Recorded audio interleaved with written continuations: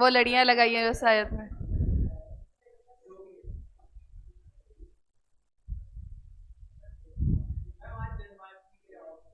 फिर तू आया क्यों है?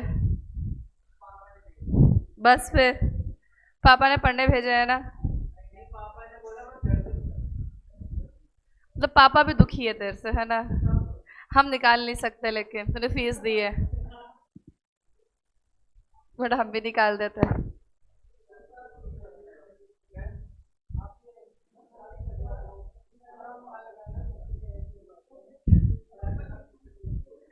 Very good question. कहीं लिख लिया कर इस पेज नंबर पे, ये वाली लाइन एमसीक्यू है। तो एक जगह पे लिखना, कौन कह रहे हैं? लास्ट में कोई 2-3 पेजेस पे लिखना शुरू कर दे ये सारी बातें।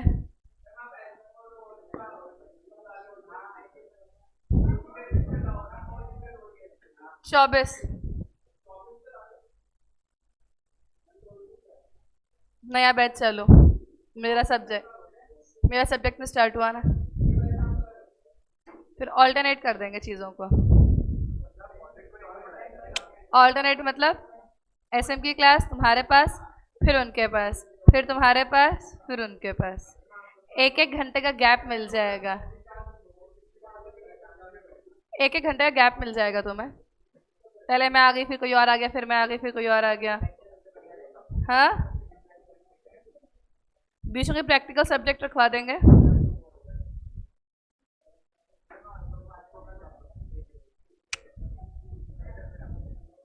करती हूँ, इस बार नहीं किया। चलो भाई, सुनाना शुरू करो। तुम लोगों ने पढ़ के आना सच में बंद कर दिए?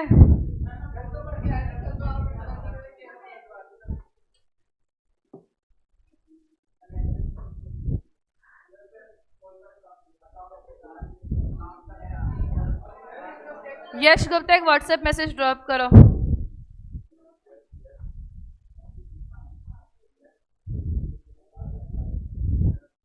हाँ,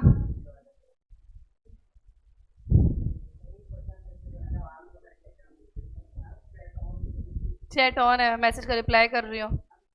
अच्छा, यहाँ पे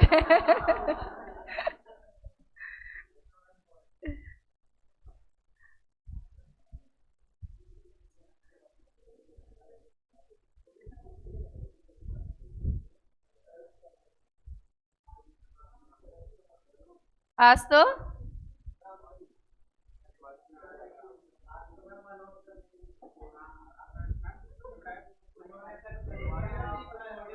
क्यों नहीं पढ़ाया उन्होंने?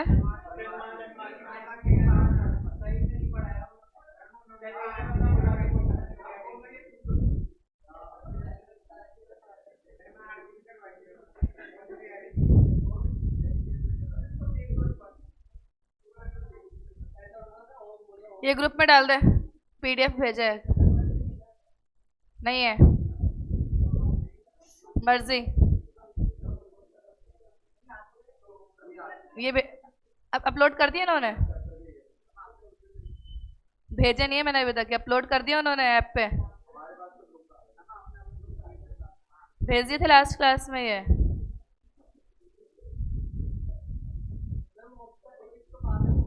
हम्म, इस चैप्टर 3 का भी एक पार्ट है।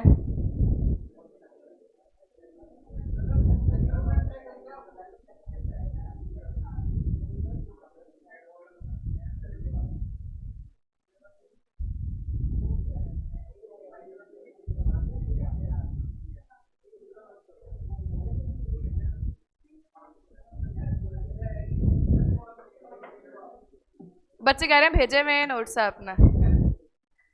चैप्टर 3 के स्टार्टिंग के किस में आए थे? ठीक है फिर।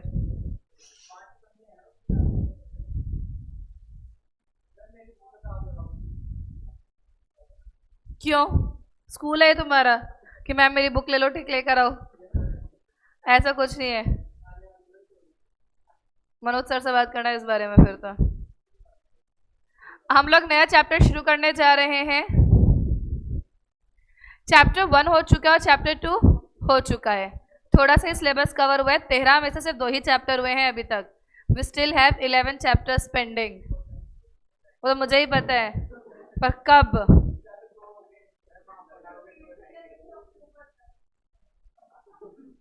तो अक्टूबर नवंबर तक तो हो जाना चाहिए ना सिलेबस, ठीक है। स्पीड तो आ ही नहीं रही ना तुम्हारी क्लास में, दिक्कत ही वही है। तुम ना बातें कम किया करो मेरे से। एक तो मैं छुट्टियां कहाँ लेती हूँ, एमसीसी ने छुट्टियां दी थी 5 दिन की। वो तो एमसीसी ने दी थी। चलो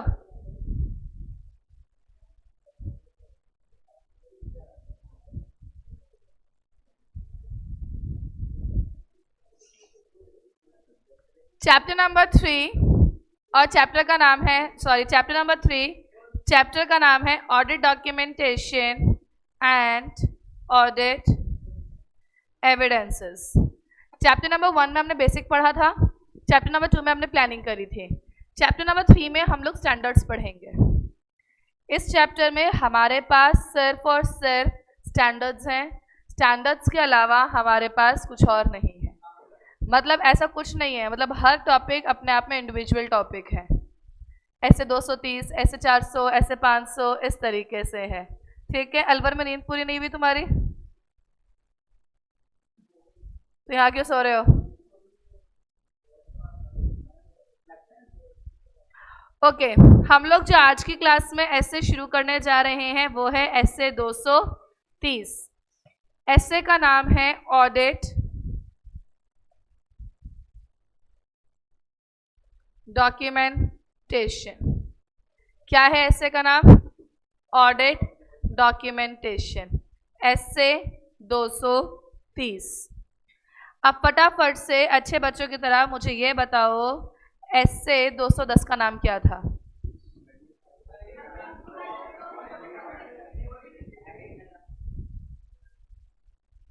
ऐसे 320 का नाम क्या था?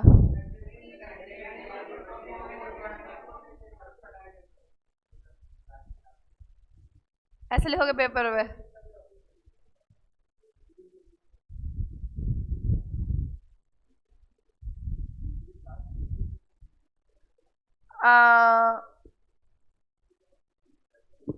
ऐसे 315 का नाम क्या था?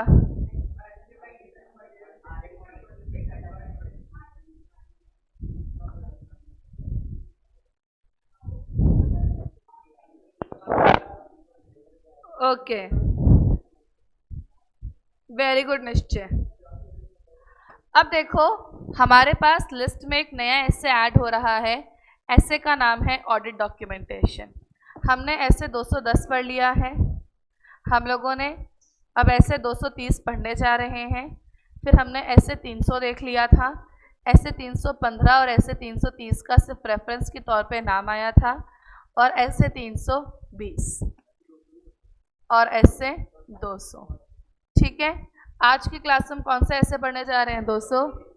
We have 20 standards in detail, 20, जिसमें से 1 2 3 4 5, आज का ये स्टैंडर्ड मिला के हम 5 स्टैंडर्ड्स कवर कर लेंगे। क्लियर है? ऑडिट डॉक्यूमेंटेशन, मुझे बताओ ऑडिट डॉक्यूमेंटेशन होता क्या है? जो ऑडिट कर रहे थे उसकी हर एक बात तुम लोग लिख रहे थे ना लिखित में, उसे हम लोग क्या बोलते थे? हमने कहा था जो प्लान कर रहे हो वो भी लिखो, जो चेंज किया वो भी लिखो, जो मेटीरियलिटी सेट करी वो भी लिखो, जो एविडेंस मिला वो भी लिखो, सब कुछ लिख रहे थे ना, जो कंक्लूजन फ्रेम किया वो भी। फिर इन सबको लिखने का तो अपना ओपिनियन एक्सप्रेस करो ऑडिट रिपोर्ट में, है ना। तो इसका मतलब ऑडिट डॉक्यूमेंटेशन इज रिकॉर्ड, लिखित में है तो रिकॉर्ड है ना। किस चीज का? ये रिकॉर्ड है 3 चीजों का। वो 3 चीजें क्या है? सबसे पहले क्या परफॉर्म करते हो? तो जो भी प्रोसीजर तुमने परफॉर्म किया वो सब तुमने इसमें लिखा, ठीक है। उसके बाद क्या परफॉर्म करते हो? उसके प्रोसीजर से क्या मिलता है?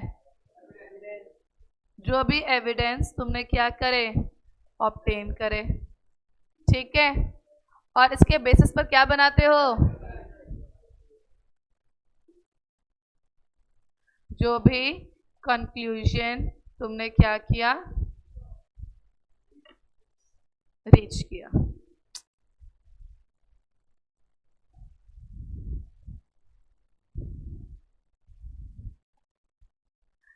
तो देखा जाए तो ऑडिट डॉक्यूमेंटेशन क्या है? ऑडिट डॉक्यूमेंटेशन रिकॉर्ड है 3 चीज़ों का, जो प्रोसीजर परफॉर्म किए, जो एविडेंस ऑब्टेन किए, और जो कंक्लूजन आप जिस पर पहुंचे हो। ये सारी की सारी बातें किसके अंदर होती हैं? ऑडिट। एक तरीके से देखा जाए तो ऑडिट में जो भी क्या सब आ गया है इसमें, प्रोसीजर परफॉर्म किया, प्लानिंग वगैरह भी आ गया, इंटरनल कंट्रोल चेक करना आ गया, वाउचिंग आ गया, वेरिफिकेशन आ गया, एक्सटर्नल कंफर्मेशन आ गया, सब कुछ आ गया इसके अंदर, आ गया ना। फिर तुम्हारे को जो एविडेंस मिले वो आ गए, और बाद में कंक्लूजन के अंदर तुमने जो लगता है ट्रू एंड फेयर व्यू दे रहे हैं या। अब देखो ये डॉक्यूमेंटेशन या तो पेपर पे लिखोगे या तो इलेक्ट्रॉनिक मोड में होगा। कैसे हो सकता है ये चीज या तो पेपर पे होगी या कैसे होगी, इलेक्ट्रॉनिक मोड पे। ये चीज लिखी हुई है नोट्स में, आगे पीछे होगा। कैसे होगा ऑडिट डॉक्यूमेंटेशन? ऑडिट डॉक्यूमेंटेशन या तो तुम्हें कैसे लिखे हुए मिलेंगे, पेपर, जैसे मैंने कॉपी और पेन लेके लिखे, या फिर ऑडिट डॉक्यूमेंटेशन किस मोड में मिलेंगे तुम्हें, इलेक्ट्रॉनिक मोड में भी हो सकते हैं। क्लियर है? पक्का? तो ऑडिट डॉक्यूमेंटेशन 2 तरीके से हुए हैं। पहला तरीका क्या है, पेपर, और दूसरा तरीका क्या है। अब देखो ऑडिट डॉक्यूमेंटेशन से याद करो, हर एक ऐसे ना ऑडिटर की रिस्पॉन्सिबिलिटी बताता है। क्या बताता है हर एक ऐसे? ऑडिटर की रिस्पॉन्सिबिलिटी।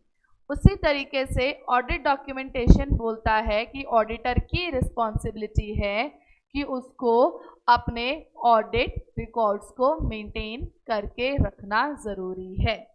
किसमें मेंटेन करके रखेगा? ऑडिट डॉक्यूमेंट्स में। ये ऑडिट डॉक्यूमेंट्स किसने बनाए हैं? ऑडिटर ने। मैनेजमेंट ने नहीं बनाए। मैनेजमेंट क्या बनाता है? Financial statements as per applicable FRF। Clear है बात? पक्का? इतनी सी बात समझ में आ गई?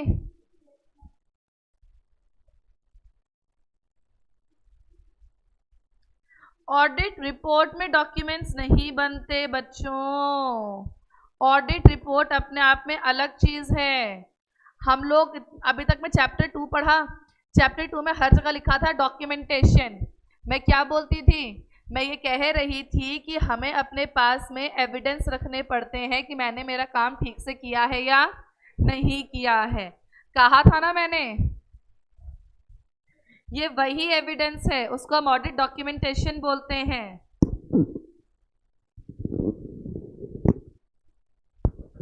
अब देखो बुक में इस बारे में क्या लिखा हुआ है। हमें छोटी सी बात कवर करिए बुक से सिर्फ अभी। वो छोटी सी बात क्या है? ये रिकॉर्ड है किसका? प्रोसीजर का। किसका और किसका? याद रखना, it is also known as working paper या वर्क पेपर।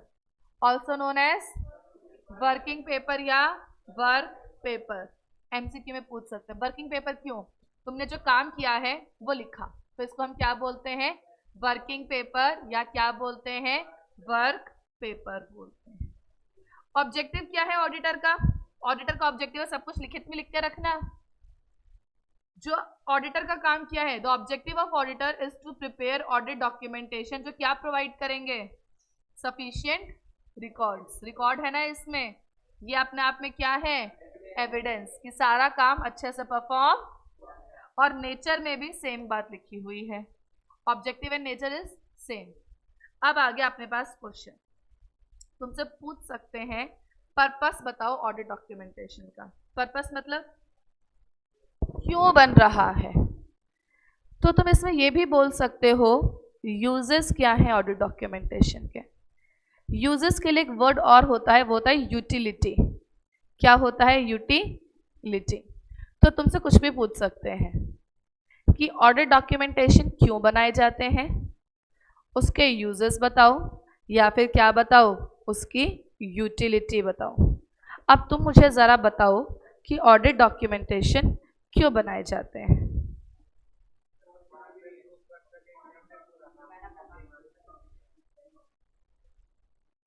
ठीक है, बाद में एविडेंस की तरह काम आएगा। हाँ, सही बोल रहे हो, फिर से बोल। आने वाली ऑडिट के लिए गाइड, सेम एंटिटी की ऑडिट अगले साल फिर कर रहे हो तो एक गाइड है बेसिकली कि पिछली बार ऐसे काम किया था, इस बार ऐसे काम करना है हमें। Very good. और आर्टिकल को सुपरवाइज करने के काम आता है, चीज़ें जो प्लान करिए वो लिखने के काम आता है ना। इंस्पेक्शन होगा तो काम आ जाएगा। अब देखो अपने पास पॉइंट कितने दे रखे हैं, 6 पॉइंट को हम 2 पॉइंट्स में कन्वर्ट करेंगे सर। कितने में? 2। अब देखो 2 पॉइंट में हमने कैसे कन्वर्ट किया। अगला टॉपिक जो मैं इसमें देखने जा रही हूँ वो मैं देखने जा रही हूँ पर्पस। किसका? Audit documentation. I am dividing in into 2 points. पहला है कि ऑडिट डॉक्यूमेंटेशन असिस्ट करता है। क्या करता है? मतलब हेल्प करता है। दूसरा है ऑडिट डॉक्यूमेंटेशन इनेबल करता है।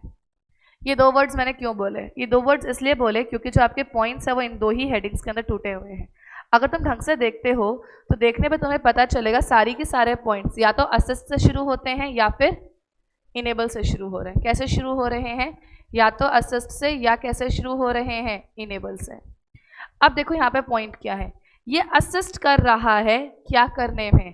प्लान एंड परफॉर्म करने में ऑडिट को। ऑडिट डॉक्यूमेंटेशन में तुमने एक एक चीज़ लिखी है। क्या क्या तुमने इसके अंदर? एक एक चीज़ लिखी है कि प्लानिंग कैसे करते थे। याद है प्लानिंग का चैप्टर? जो प्लान किया वो लिखते थे, हर एक स्ट्रेटेजी लिखते थे, जो चेंजेस आया था वो भी लिखते थे, जो आपने काम का NTE सोचा वो भी मैं लिख रही थी। जब मैं सब कुछ लिख रही थी तो ये मेरे को क्या कर रहा है? असिस्ट कर रहा है, हेल्प कर रहा है ऑडिट को प्लान करने में और क्या करने में? परफॉर्म करने में। दूसरा काम, फ्यूचर की ऑडिट, सब्सिक्वेंट ईयर, अगले साल की ऑडिट में हेल्प करेगा ना। तो ये असिस्ट करेगा किसमें? फ्यूचर की ऑडिट में। पॉइंट्स देखो हम कैसे उठा रहे हैं। असिस्ट करेगा प्लान एंड परफॉर्म करने में ऑडिट को। अगला पॉइंट क्या है? असिस्ट करेगा किसमें? फ्यूचर की ऑडिट्स में। अभी किसी ने एक पॉइंट कहा था कि डायरेक्शन सुपरविजन में हेल्प करेगा, असिस्ट करेगा क्या करने में? डायरेक्ट करने में, सुपरवाइज करने में, और क्या वर्ड्स होते थे? मैनेज करने में। किस चीज को? Engagement team. एंगेजमेंट टीम किसको कहा था? आर्टिकल्स को। तो असिस्ट से कितने पॉइंट आए? 3। पहला पॉइंट क्या कह रहा है? असिस्ट कर रहा है क्या करने में? प्लान एंड परफॉर्म करने में ऑडिट। अगला पॉइंट असिस्ट कर रहा है फ्यूचर की। अगला पॉइंट असिस्ट कर रहा है डायरेक्ट सुपरविजन और मैनेज करने में एंगेजमेंट। इनेबल कर रहा है 3 कामों को। इनेबल करता है टीम टू बी अकाउंटेबल। तुमने टीम को बोला ये काम करना है, फिर उसका साइन करवाया था ना। याद करो कुछ ऐसी बातें हमने की थी ना कि जब आप किसी को कोई भी काम असाइन करते थे तो उस पर उसका साइन भी लेते थे। साइन लेने की वजह से वो पर्सन अकाउंटेबल हो गया था। तो ये इनेबल करता है कि टीम क्या रहेगी? अकाउंटेबल रहेगी। अकाउंटेबल का मतलब क्या था? जवाब देने वाली, जिम्मेदार रहेगी। किसके लिए? For their work. अपने काम के लिए टीम को हमने क्या कर दिया? क्लियर है? फिर इसमें अगला पॉइंट, इनेबल करेगा एक्सटर्नल इंस्पेक्शन को। किसको? और इंटरनल क्वालिटी रिव्यू को। अब ये इंटरनल और एक्सटर्नल का मतलब समझ लो फटाफट से। तुम एक कंपनी के अंदर सीए हो, एक फर्म के अंदर क्या हो? तुम सीए हो, ठीक है। अब जब तुम एक फर्म के अंदर सीए हो तो तुम्हारे सीनियर्स भी तो हो सकते हैं। अगर तुम्हारे सीनियर को तुम्हारा काम देखना है कि तुमने अपना काम पूरा क्वालिटी के अकॉर्डिंग किया है या नहीं किया, तो तुम्हारे ऑडिट डॉक्यूमेंटेशन को चेक करेंगे।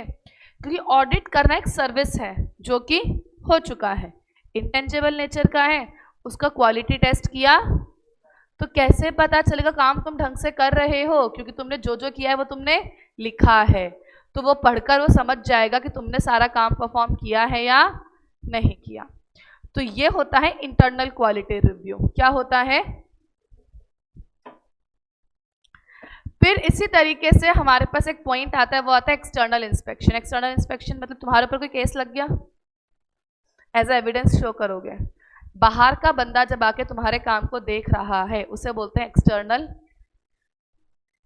इंस्पेक्शन। अब एक बात फिर से सुनो, सीए जो है वो ऑडिट करते हैं, सीए फर्म्स की भी ऑडिट होती है। अभी तुमने सुना होगा कि बहुत सारे सीए को क्या करा है, डिस्क्वालीफाई किया है ना?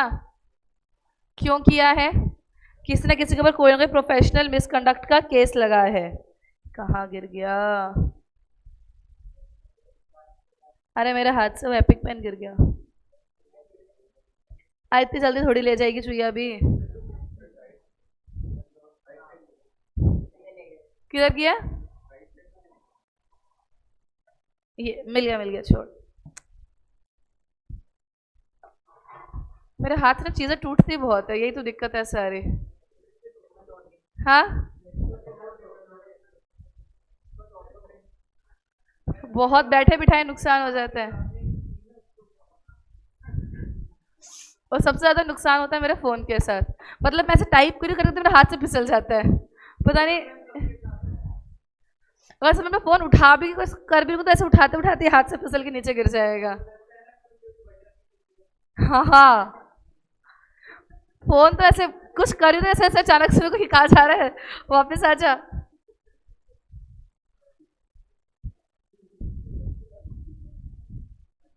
बहुत संभाल के रखती हूँ फिर भी। मतलब 3 साल से तो ऐसा है कि हर साल एक फोन खराब हो रहा है, इतना ये अच्छा है।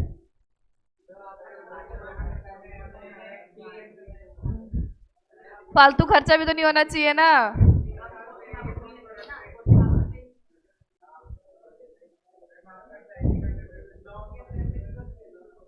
मैं आईफोन से सीधा एंड्रॉइड पर आ गई इस चक्कर में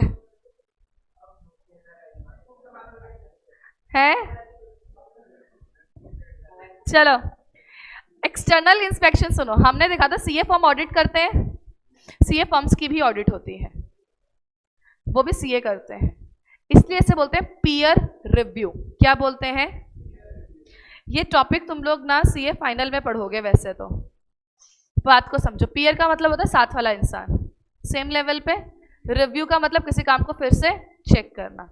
तो जब कोई सीए ही किसी सीए फर्म की ऑडिट करता है उसे क्या बोलते हैं? पीयर।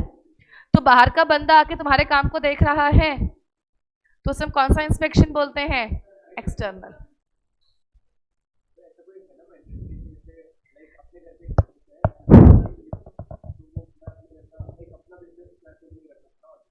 लिखा होता है पर हम कर देते हैं।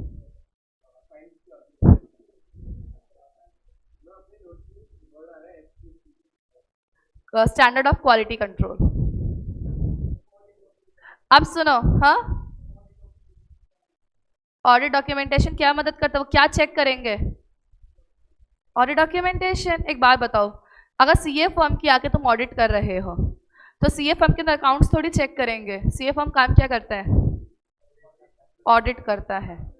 जब सीए फर्म ऑडिट कर रहा है तो उसकी ऑडिट अच्छे से हो रही है नहीं हो रही, तुम क्या देखोगे? डॉक्यूमेंटेशन। एक बात, तुम स्कूल की ऑडिट करने गए तो क्या देखोगे? बच्चों की फीस सही आ रही है नहीं आ रही, स्कूल की बिल्डिंग किसके नाम पर है, ये सब देखोगे ना। कैंटीन का खर्चा कहाँ जाता है, कैंटीन का रेंट का सही तरीके से रिकॉर्ड किया है नहीं किया, स्कूल क्या अपनी तरफ से यूनिफॉर्म देते हैं तो उसकी कैसे मैनेजमेंट कर रखा है, ये सब देखोगे। तुम सीए फर्म की ऑडिट करने जाओगे तो क्या देखोगे? ये ऑडिट ढंग से कर रहे हैं या? और कैसे पता चलेगा? ऑडिट डॉक्यूमेंटेशन से। तो अपने पास 6 पर्पस लिखे थे जिसे मैंने डिवाइड किया 2 पार्ट्स में, असिस्ट करता है और इनेबल करता है। असिस्ट कर रहा है 3 काम करने, plan and performing, audit, future audit में असिस्ट करता है, और last direction, supervision and management of engagement team. फिर हाँ देखा, इनेबल 3 चीजों में कर रहा है। पहला काम दूसरा और तीसरा, मतलब यश गुप्ता से पढ़ना सीखो। फोन में खोल रखी है बुक, साइड में रखे हुए हैं प्रिंटेड नोट्स और कॉपी में सारी बातें लिख रहा है जो मैं बोल रही हूँ। भाई तो तीन तीन चीजें मैनेज कर रहे हैं। शुक्र है कोई और मटेरियल नहीं है अभी हमारे पास। एमसीसी का कंपाइलर भी खोल ले साइड में। मैं देखो तो फोन में कर क्या रहा है। हाँ, होते तेजस्वी बच्चे। चलो समझ में आ गई बात। अब देखो बुक में क्या लिखा है।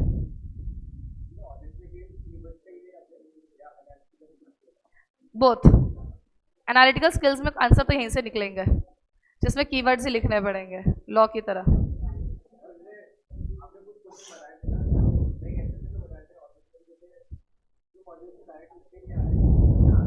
आंसर तो मॉड्यूल के ही आएंगे।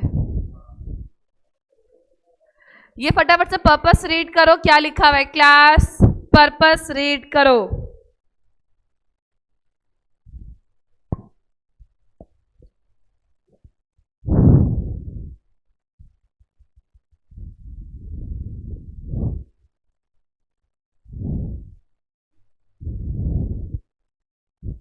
इसको भी हमने असिस्ट के साथ लिखा हुआ है।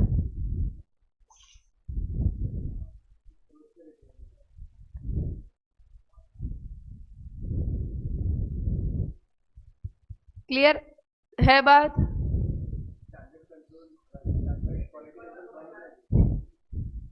स्टैंडर्ड ऑफ क्वालिटी कंट्रोल,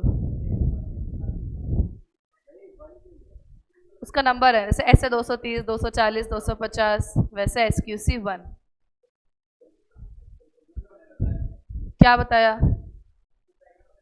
हाँ, ये लिखा तो है इंटरनल जब काम को रिव्यू करते हैं, इंटरनल क्वालिटी रिव्यू। क्लियर है ये बात? पक्का? अब देखो आगे का पॉइंट समझते हैं। अब ना हमें लिख के दे रखा है, क्या दे रखा है, form, content and extent of audit documentation. कृपया करके हेडिंग का मतलब समझाएं।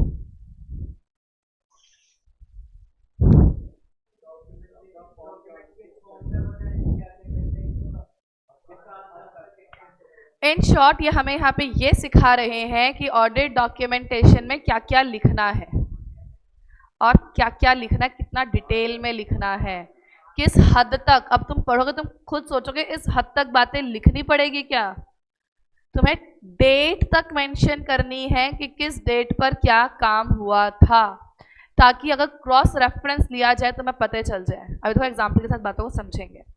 सबसे पहली बात उसने लिखी है कि ऑडिट डॉक्यूमेंटेशन आपको इतना डिटेल में और इतना अच्छे से लिखना है कि अगर कोई पर्सन तुम्हारी ऑडिट करने आया है तो वो तुम्हारे डॉक्यूमेंट देखकर तुम्हारे काम को समझ जाए। तुम्हारे जैसे तुम अपने आंसर लिखते हो ना, वैसे नहीं कि टीचर को भी समझ नहीं आए। इस तरीके से लिखने हैं कि तुम्हारा कोई सीनियर सीए तुम्हारे काम को रिव्यू करने आया है और उसने उस कंपनी के बारे में कोई नॉलेज गेन, फिर भी उसको तुम्हारे डॉक्यूमेंट्स पढ़कर उस कंपनी के बारे में और तुम्हारे काम के बारे में एक एक बात समझ में आ जानी चाहिए। समझ में आई? क्या बोला इन्होंने? इन्होंने बोला auditor shall prepare audit documentation जो सफिशिएंट होने चाहिए कि वो इनेबल कर सके किसी भी एक्सपीरियंस्ड कि वो अंडरस्टैंड। अब मैं ये वाली लाइन पढ़ूंगी, कॉमा के बीच में आ गई, जिसका आज से पहले कोई भी कनेक्शन उस ऑडिट के साथ, मतलब उस एक्सपीरियंस्ड ऑडिटर का आज से पहले उस कंपनी या एंटिटी के साथ कोई भी रिलेशन।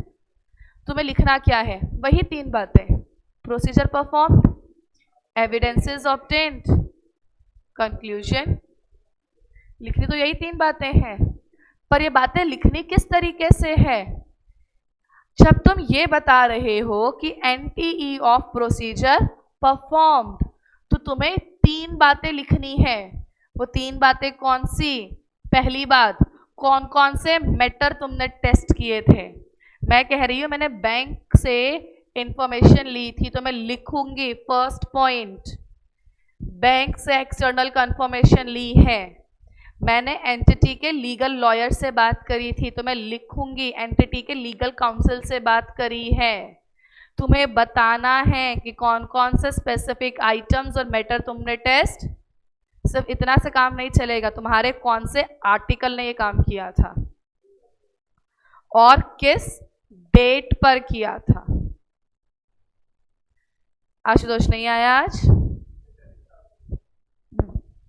क्लियर है? और साथ में ये भी लिखना है कि वो काम कौन से सीनियर ने रिव्यू मतलब चेक किया था और किस डेट पर चेक किया था। ज्यादा क्या हो गया, लिखना ही है,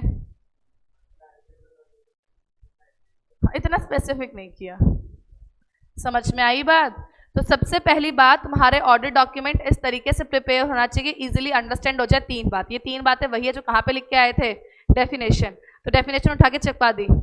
procedure perform, evidences obtained and, अब पहले पॉइंट को खींचकर नीचे लेकर आ गए। एनटीई of procedure perform, procedure perform में तीन बात, कौन सा आइटम टेस्ट किया, किसने टेस्ट किया, कब टेस्ट किया और किसने उसको रिव्यू किया। क्लियर? अगली बात, सिग्निफिकेंट मैटर और कंक्लूजन, उठकर अगले पॉइंट में आ गया। सबका डिटेल लिखना है ना। कोई भी सिग्निफिकेंट मैटर मतलब कोई भी इंपॉर्टेंट मैटर जो आपको मिला, मान के चलो मुझे ये दिखा कि कंपनी को प्रोविजन बनाना था, सॉरी कंपनी ने बेड डेट्स लिखे हुए थे 10%। मैं कहा 10% क्यों लिखे हुए हैं, मैनेजमेंट से पूछ लेते हैं। तो डिस्कशन हुआ, कोई भी सिग्निफिकेंट मैटर जिसको आपने डिस्कशन किया है मैनेजमेंट से, TCWG से या किसी और से, व्हेन एंड विद whom, कब हुआ, किससे हुआ, सब बातें लिखनी है। क्लियर है? फिर आ गया अपना लास्ट पॉइंट।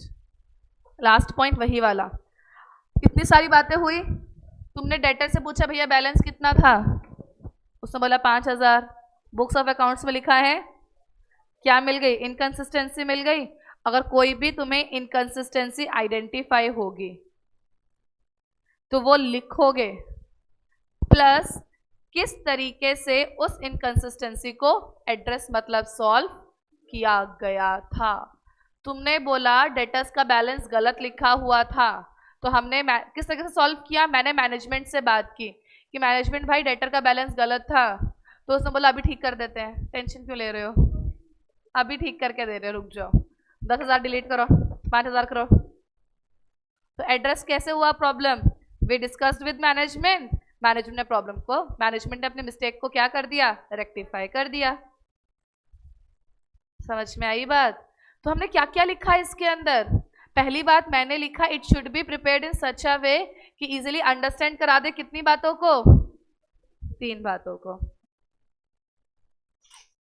क्वेश्चन में पूछ लेते हैं कि फॉर्म, कंटेंट एंड एक्सटेंट बताओ ऑडिट डॉक्यूमेंटेशन का। ठीक है, तो पहले बात तुमने बोली कि it should be prepared in such a way कि तुम्हें इजीली अंडरस्टैंड हो जाए। किन बातों को अंडरस्टैंडिंग मिल जाए, तीन बातों की। वो तीन बातें कौन सी थी, प्रोसीजर परफॉर्म्ड, दूसरी बात एविडेंस ऑब्टेन्ड, और तीसरी बात कोई भी सिग्निफिकेंट मैटर जो तुमने आइडेंटिफाई किया और कंक्लूजन जो तुमने फ्रेम किया। फिर सेकंड पॉइंट यहीं से निकल कर आ गया कि तुमने जो प्रोसीजर परफॉर्म करे उसके बारे में भी तुम्हें तीन बातें बतानी है ना। वो तीन बातें कौन सी बतानी थी, पहली बात तुम्हें बताना है कैरेक्टरिस्टिक्स ऑफ आइटम्स और मैटर टेस्टेड, दूसरी बात who and date of performance, then who reviewed and उसकी भी तारीख। छोटी सी बात थी। अब आ गया सिग्निफिकेंट मैटर से मेरा तीसरा पॉइंट। अगर कोई भी सिग्निफिकेंट मैटर आइडेंटिफाइड है एंड डिस्कस्ड है, किसके साथ में डिस्कस, मैनेजमेंट या फिर TCWG, है ना, तो व्हेन एंड विद हु, कब डिस्कस हुआ और किसके साथ डिस्कस हुआ। क्लियर। अब एक चौथा पॉइंट जिसका कोई रिश्ता किसी के साथ नहीं है। 3 पॉइंट तो रिलेटेड मिल गए थे। चौथा पॉइंट हमने क्या बोला, अगर कोई भी इनकंसिस्टेंसी क्या मिली है, आइडेंटिफाइड, तो क्या लिखना है, हाउ एड्रेस्ड। छोटी सी बात थी।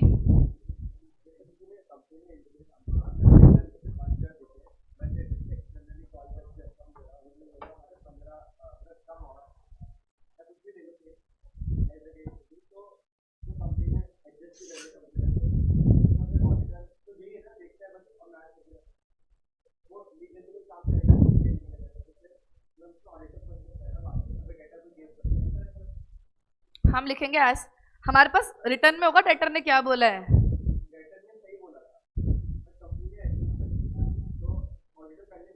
उसके बाद ऑडिट एडजस्ट कर मतलब वापस ठीक कर रहा है उसको। हम तो ठीक करवाने तो गए हैं गलतियों को। अगेंस्ट क्यों है, डेटर ने बोला 5000, कंपनी ने शो कर रखा है 10,000। अब हमने कंपनी को बोला कि डेटर तो 5 कह रहा है, उससे 5 कर दिया उसको। बात समझ में आ गई। दिखने बुक में बहुत बड़ी और डिफिकल्ट बात लग रही थी, पर खास कुछ लिखा नहीं है इसमें। सबसे पहली बात क्या लिखी है, प्रिपेयर करना ऑडिट डॉक्यूमेंटेशन को इस तरीके से कि आप इजीली अंडरस्टैंड कर सको कौन सा प्रोसीजर परफॉर्म हुए हैं, NTE of procedure perform, evidence obtained और सिग्निफिकेंट मैटर और कंक्लूजन रीच्ड। फिर इससे हमने पॉइंट उठाया second, NTE of procedure perform, जिसमें हमने क्या उठा के देखा था, कैरेक्टरिस्टिक्स क्या क्या चेक किया गया, किसने किया, किस डेट पे किया, किसने रिव्यू किया और किस डेट पे रिव्यू किया। कोई भी सिग्निफिकेंट मैटर अगर आपने आइडेंटिफाई किए हैं तो कब डिस्कस किया और किसके साथ डिस्कस किया। लास्ट पॉइंट, कोई इनकंसिस्टेंसी मिली तो उसको कैसे एड्रेस किया गया। ऑडिट बहुत सिंपल सब्जेक्ट है।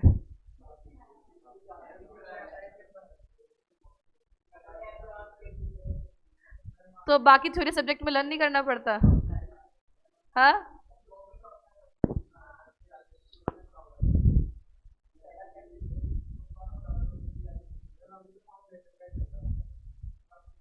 तभी ऐसे अपना अपना लग रहा है वो, है ना, इसमें बिल्कुल नई बातें लिखी हुई है ये। क्लियर है बात, पक्का। अब आ जाओ अगले क्वेश्चन पे। अगला क्वेश्चन देखो क्लास क्या लिखा हुआ है, देखो और मुझे बताओ क्या बोल रहा है क्वेश्चन।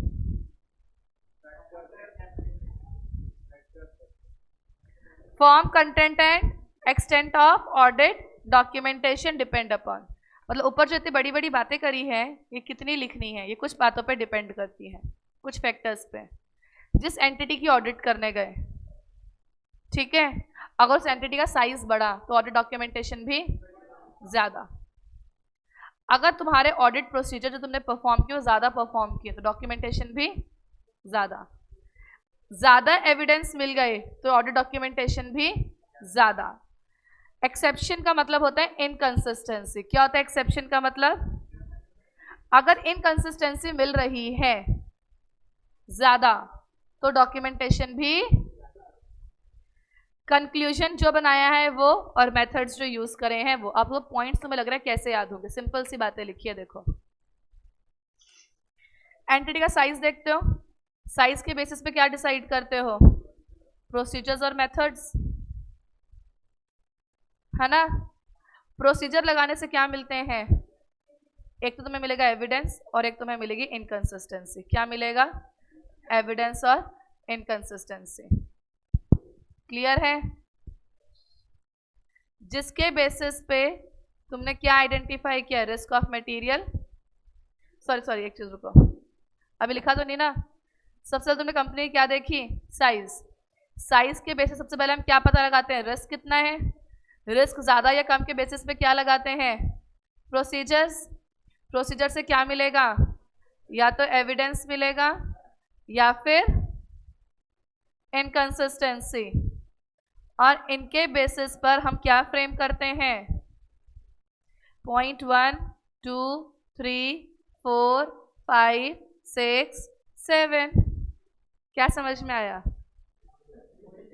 हाँ, जो पढ़ते आ रहे हो अभी तक बात तो वही बोल दी, बातों को लिखी ऊपर नीचे है, पर ध्यान से देखो बोल क्या रहा है। तुमने अभी तक में जो काम किया है ऑडिट डॉक्यूमेंटेशन उसी पे डिपेंड करता है। एंटिटी के साइज के बाद में तुम क्या पता लगाते थे?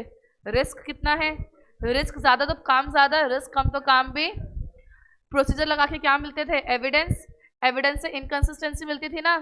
इनकंसिस्टेंसी मतलब जो मैनेजमेंट कह रहा है और जो थर्ड पार्टी कही, दोनों बातों में आपस में, और उसके बेसिस पे क्या ड्रॉ करते थे? अपना कंक्लूजन। देखा जाए तो बहुत सिंपल सी बात बोल रहा था, है ना। ऑडिट बहुत सिंप्लीफाइड सब्जेक्ट है।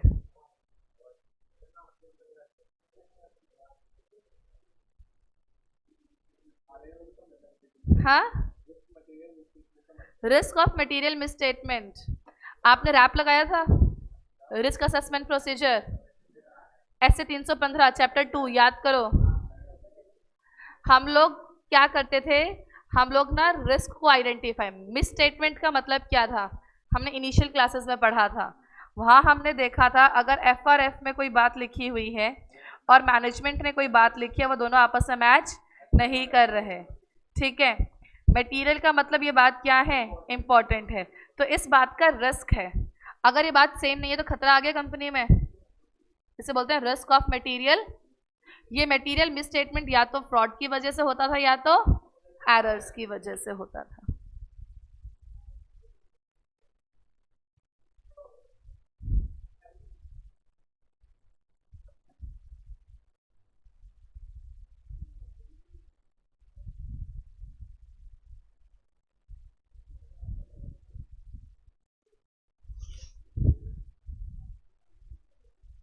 बात समझ में आई?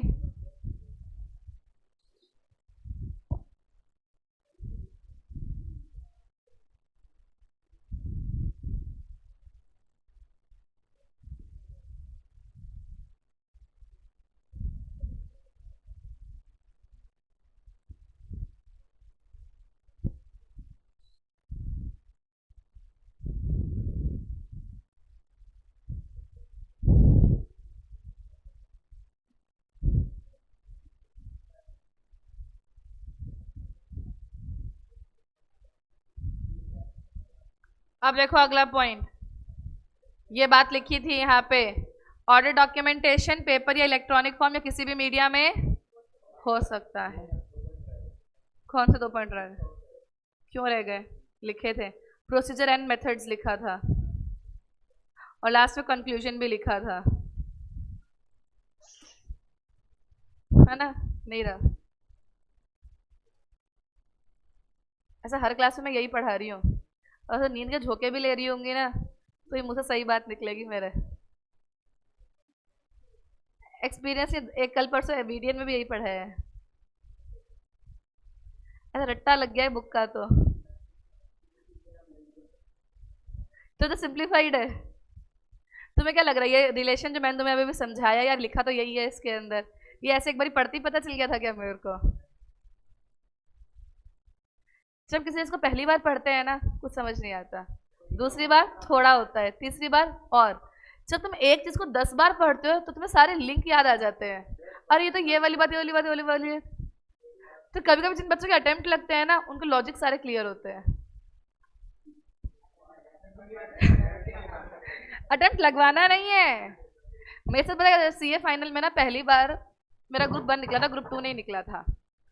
तो जब दूसरी बार मैंने ग्रुप 2 के लिए पढ़ा ना तो मुझे DT ज़्यादा अच्छे से समझ में आई। तो मैं ऐसे मेरे साथ वालों को बोलती थी जो एक आधा पास हो गया था ना, मतलब DT वाले की एग्जाम थी, मतलब तुम्हारे कॉन्सेप्ट इतने स्ट्रॉन्ग नहीं जितने मेरे हैं।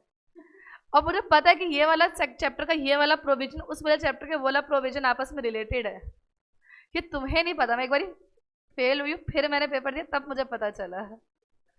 पर अपने को इतना करना नहीं है कि बुक में जो लिखा है और प्रैक्टिकली जो करता है तो जमीन आसमान का फर्क है। तो डिग्री लो और चलते बनो। पाकिस्तान जाएंगे ऑडिट करने। मैंने अपने फेलियर से काफी कुछ सीखा। मैं जब फर्स्ट टाइम मतलब सीए फाइनल में मेरा अटेम्प्ट रह गया था ना, तो पहले तो मैं रोई, बट ऑब्वियस आधा 1 घंटा 2 घंटा इस तरीके से घर वाले ना देख ले कि मतलब ठीक है इसको आ रहा है। फिर मैंने एक पेपर लिया और एक पेन लिया, फिर मैंने लिखा कॉस्टिंग, ग्रुप 2 का पहला सब्जेक्ट। अपनी गलतियां हमें पता होती है, हम सिर्फ खुद को बताते नहीं, ये बहुत बड़ी बात है।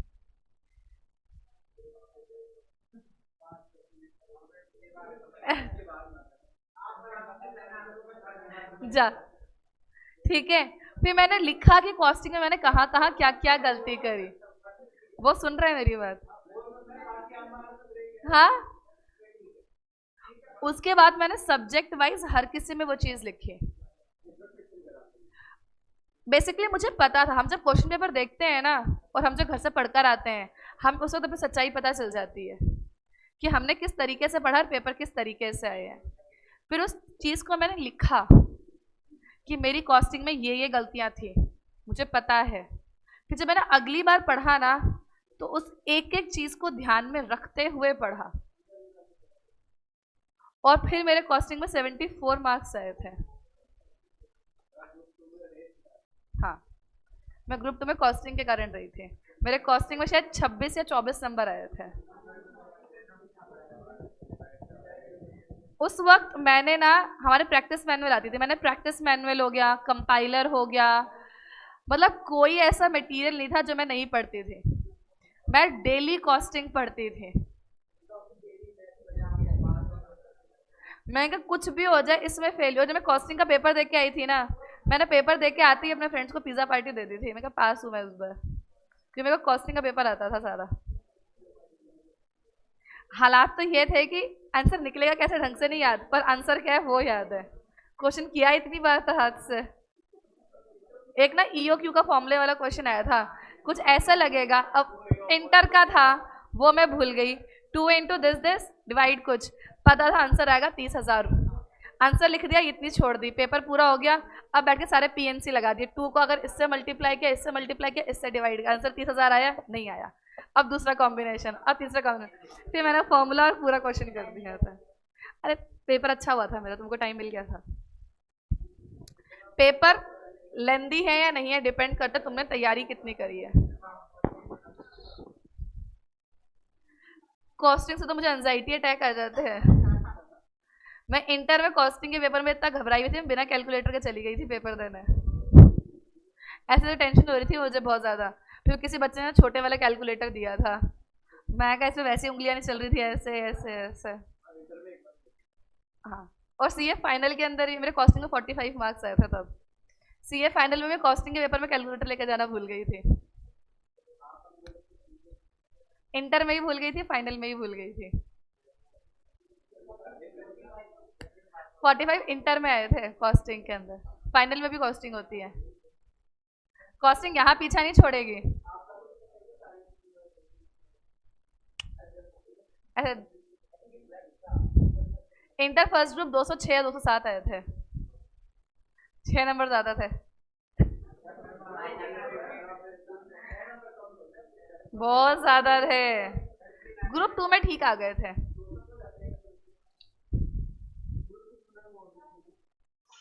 ग्रुप 2 में 3 सब्जेक्ट थे, तो 300 में से 186 या 187 आ गए थे। ग्रुप 2 में ठीक आ गए थे, पास हो गए ना। 150 से ज्यादा सब अच्छा, 150 ही आ जाए चाहे। उसमें प्रसाद चढ़ा देती थी मैं तो। हाँ, पहले 7 होते थे, ग्रुप 2 में 3 होते थे और ग्रुप 1 में 4। पहले ना कॉस्ट और एफएम साथ में होती थी, सिलेबस उतना ही साथ में होती थी, लेकिन बस सिलेबस उतना ही 50-50 नंबर में आती थी।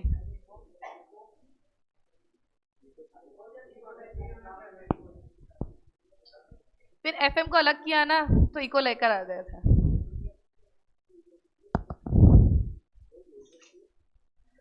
तुम लोग ना एक अटेम्प्ट पहले आ गए। नवंबर 2023 से तो खाली 6 ही पेपर है ग्रुप 1 में, सॉरी इंटर में।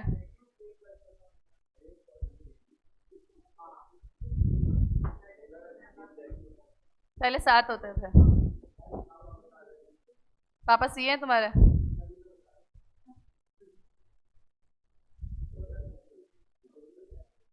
प्रैक्टिस में है पापा? तो तुम्हारा फ्यूचर तुम्हारा इंतजार कर रहा है। इकलौते हो तुम जो सीए कर रहे हो घर में। पापा के इकलौते हो ना तुम।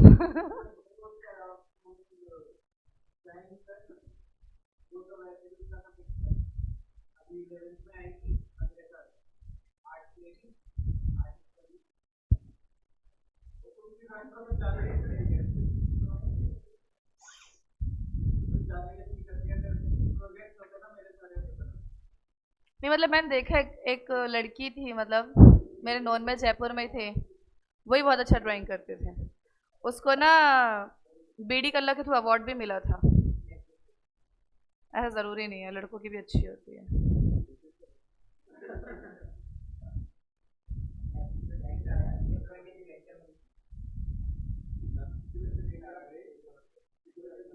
ब्रेक 2 मिनट का है सर।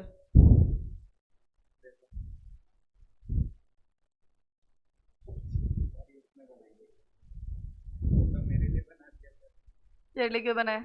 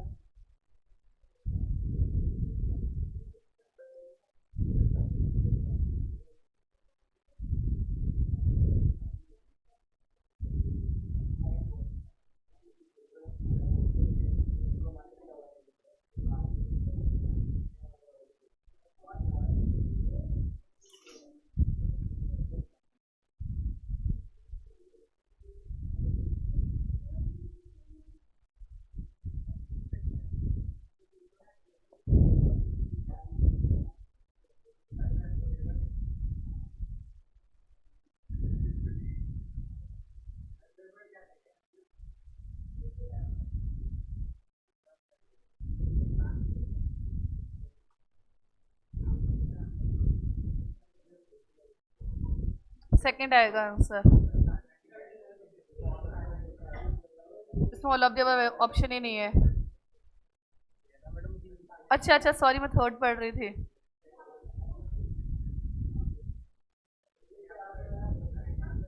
हाँ, बेंचमार्क डिसाइड करते वक्त हमने एक पॉइंट कहा था कि आपको एसेट लायबिलिटीज को सबको कंसीडर करना होता है, ठीक है। उसी तरीके से आपको फाइनेंशियल स्टेटमेंट को कंसीडर करना पड़ता है एज अ होल। तो फाइनेंशियल स्टेटमेंट में रेवेन्यू भी आ गया, प्रॉफिट बिफोर टैक्स भी आ गया, नेट रेवेन्यू भी, सब कुछ आ गया। ये क्या पढ़ रहे हो? कहाँ से मिला?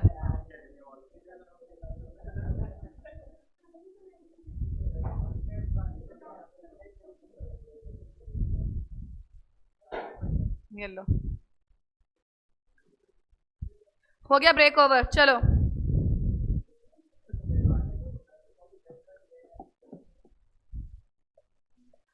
अब देखो examples of audit documentation. Audit documentation के एग्जांपल्स एक बार रीड कर लेना कि इसमें कौन कौन सी चीज़ें होती हैं। डॉक्यूमेंट में क्या क्या लिखते हैं, सब कुछ जो प्रोग्राम बनाया था, चीज़ों को एनालाइज किया, कोई इश्यूज मिले, कोई सिग्निफिकेंट मैटर मिला, जो आप लोगों से कंफर्मेशन लिया, जो आपने चेकलिस्ट बनाया, जो आपने लोगों से पूछताछ करी, हर एक बात आप किस में लिखते हो।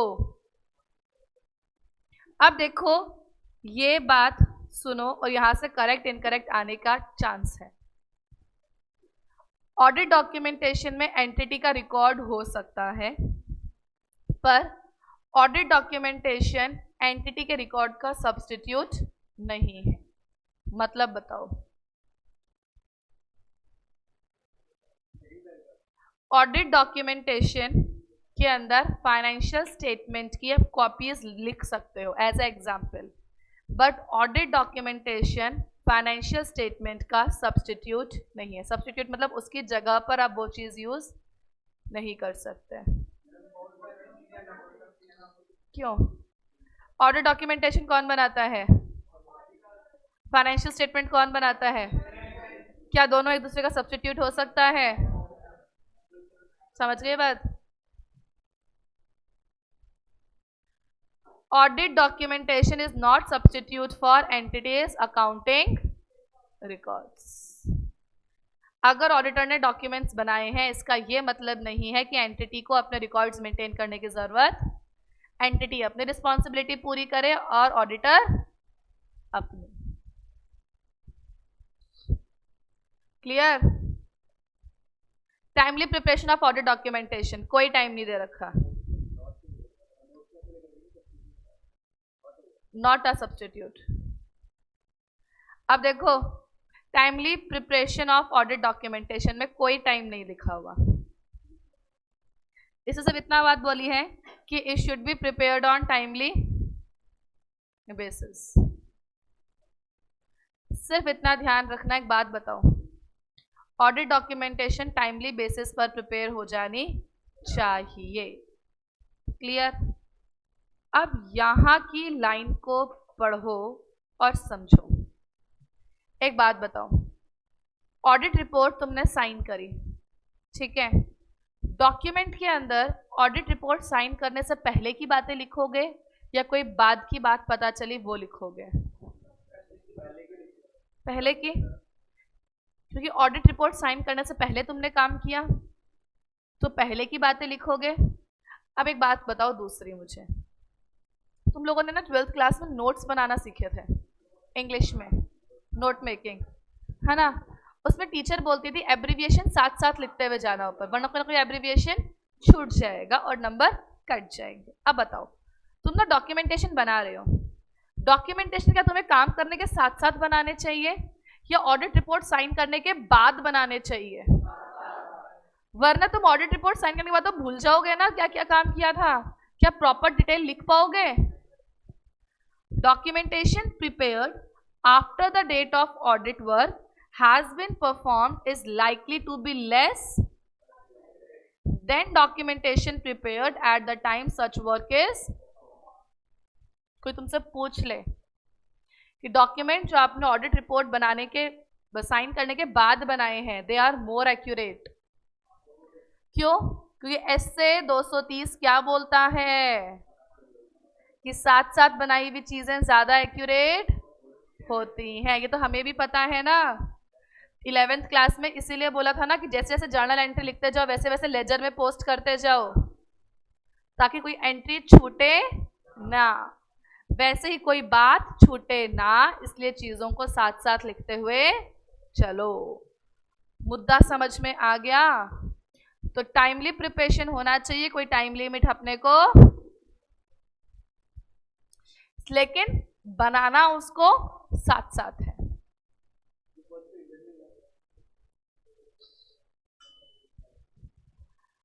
अब देखो अपने पास आया अगला पॉइंट, और अगला पॉइंट क्या है? Audit file. तुम्हारे पास इसका आगे शायद पीडीएफ मिसिंग है ना? अपलोड भी नहीं कर रहे, मैं 4 बार दे चुकी हूँ अपलोड करने के लिए भी।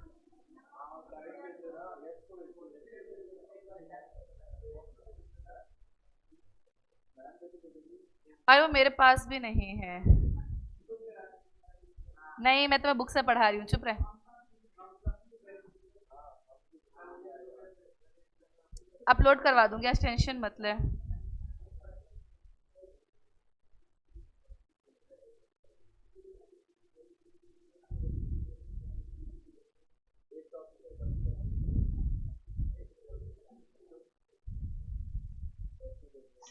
टेंशन मत लो, मैं समझा दूंगी तुम्हें सारा मुद्दा फिर भी।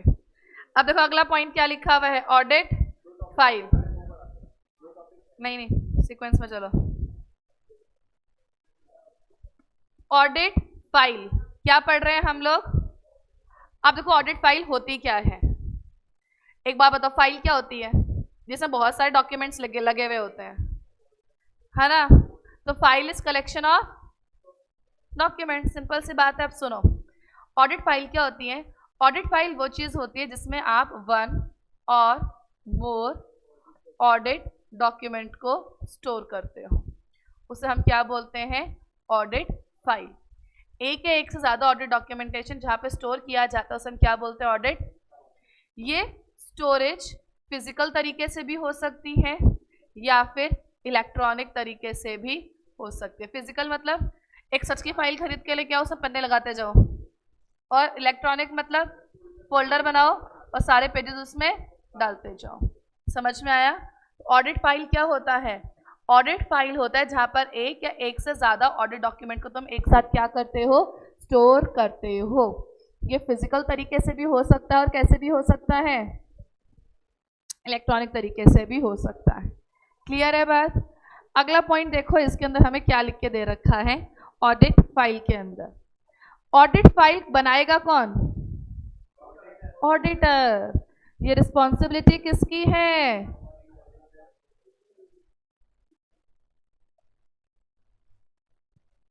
अब बात आती है इसको प्रिपेयर करने की। किसकी बात आती है? पहली बात इन्होंने ये लिखा है कि इसको टाइमली बेसिस पर प्रिपेयर करना है। कैसे प्रिपेयर करना है? लेकिन SQC1 बीच में कुछ बोलने आया, इसने बोला SQC1 बोलते हैं। टाइमली बेसिस का मतलब बता देता हूं क्या होता है। इसने बोला टाइमली बेसिस का मतलब है इसे प्रिपेयर करना है विद इन 60 डेज।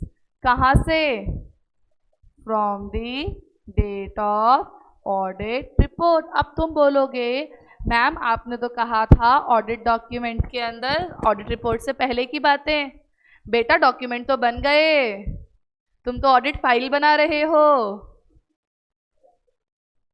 समझ में आई बात? डॉक्यूमेंट तो अब उससे क्या बनाई जा रही है? फाइल। समझ में आई बात? ये ऑडिट फाइल प्रिपेयर करना अपने आप में एक एडमिनिस्ट्रेटिव प्रोसेस है। कैसा प्रोसेस है? अपने आप में एक एडमिनिस्ट्रेटिव प्रोसेस। एक बार ही ऑडिट रिपोर्ट साइन हो गई, तुम ऑडिट डॉक्यूमेंट में कुछ भी चेंज नहीं कर सकते। लेकिन जब तुम फाइल बना रहे हो, जब तुम फाइल बना रहे हो तो उसमें तुम एडमिनिस्ट्रेटिव चेंजेस कर सकते हो। अभी एडमिनिस्ट्रेटिव चेंजेस क्या हो गए?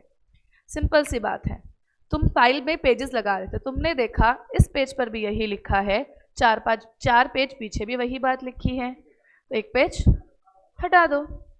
तो तुम क्या कर दोगे? डिलीट कर दोगे सुपर सीडेड डॉक्यूमेंट्स को। सुपर सीडेड मतलब सेम सेम, जो डॉक्यूमेंट एक जैसे हैं उन्हें क्या कर दोगे? डिलीट कर दो। दूसरी बात, सॉर्टिंग करोगे डॉक्यूमेंट्स की। What is sorting? सीक्वेंस में लगाना। क्रॉस रेफरेंस दे सकते हो, उसमें कुछ चेंज नहीं कर रहे। क्रॉस रेफरेंस, क्रॉस रेफरेंस मतलब तुम वर्किंग नोट बनाते थे ना 1 2 3, फिर लिखते थे ये वर्किंग नोट 1 से उठ के आई है फिगर, ये वर्किंग नोट 2 से। क्रॉस रेफरेंस देते थे ना, तो तुम क्या दे सकते हो? क्रॉस रेफरेंस दे सकते हो। तीसरी बात, ऑडिट डॉक्यूमेंट पर तुम क्या कर सकते हो? साइन, ताकि फ्यूचर में पता रहे ये काम किसने किया था, उसने किया था, इसका साइन है इस पर। क्लियर? लास्ट पॉइंट, कोई भी सिग्निफिकेंट मैटर। क्लियर है? तो हमने क्या क्या बोला, अच्छा सॉरी सिग्निफिकेंट मैटर यहाँ नहीं है,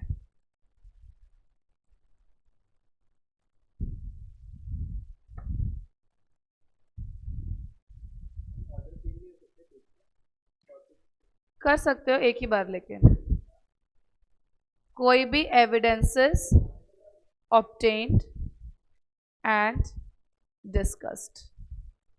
अब सुनो हमने क्या बोला, ऑडिट डॉक्यूमेंटेशन ऑडिट फाइल बनाना कौन सा प्रोसेस है, एडमिनिस्ट्रेटिव प्रोसेस। इसमें तुम कोई भी नया ऑडिट प्रोसीजर परफॉर्म नहीं करते हो, तुम सिर्फ पेजेस को लगा रहे हो। लेकिन एडमिनिस्ट्रेटिव चेंजेस कौन कौन से हैं, वो डिलीट करना किसी पेज को, सॉर्ट करना या क्रॉस रेफरेंस करना, साइन करना, एविडेंसेस ऑब्टेन को मैनेज करना। सर ये साइन करता है, क्लियर है बात। तो हमने ऑडिट फाइल के बारे में देखो क्या क्या पढ़ा। मैंने बोला ऑडिट फाइल मतलब क्या होता है। ऑडिट फाइल की डेफिनेशन है वन और मोर ऑडिट डॉक्यूमेंटेशन जो आपने स्टोर करी है फिजिकल फॉर्म या इलेक्ट्रॉनिक फॉर्म। ऑडिट फाइल बनाना किसकी जिम्मेदारी, ऑडिटर की जिम्मेदारी। इसे ऑडिटर प्रिपेयर करेगा कौन से बेसिस पर, टाइमली बेसिस। टाइमली बेसिस में SQC 1 ने क्या बोला, कितने टाइम में बनानी है, 60 दिन के अंदर बनानी है from the date of audit report.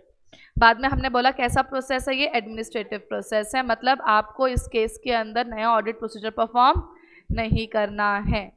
आप इसमें चेंजेस कर सकते हो। चेंजेस कौन कौन से कर सकते हो, डिलीट कर सकते हो सुपरसीडेड डॉक्यूमेंट को, सॉर्ट कर सकते हो, क्रॉस रेफरेंस कर सकते हो, साइन ऑफ कर सकते हो, एविडेंस ऑब्टेन को डिस्कस कर सकते हो।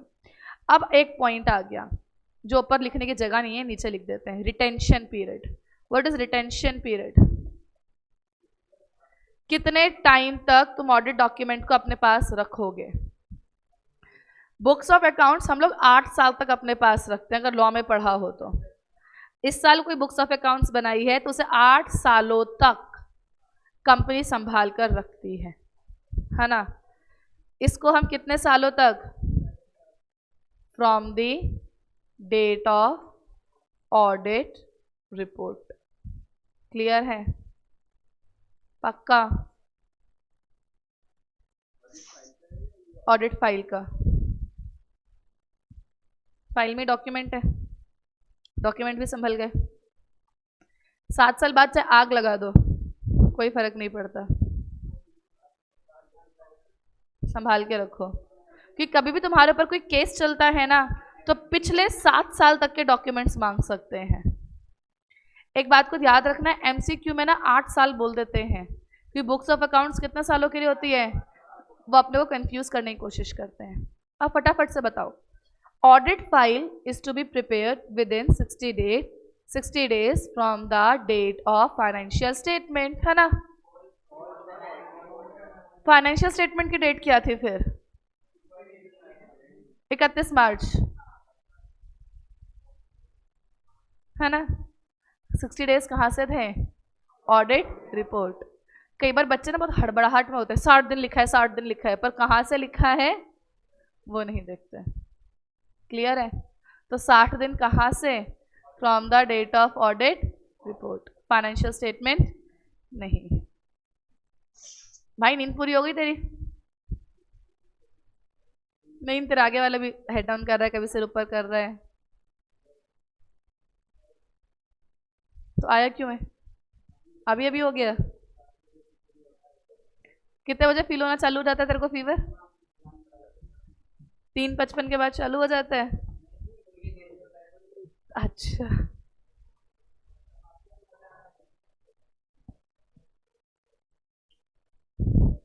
मतलब पूरे दिन से कोई तुम्हें क्लास ऐसे बोरिंग घटिया सी नहीं लग रही होगी जितनी तुम्हें ये लग रही होगी, है ना। कुछ लिख लिया कर।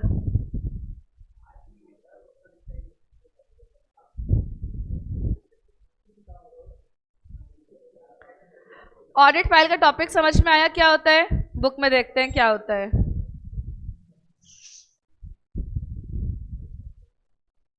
देखो क्या लिखा है, ऑडिट फाइल क्या होता है।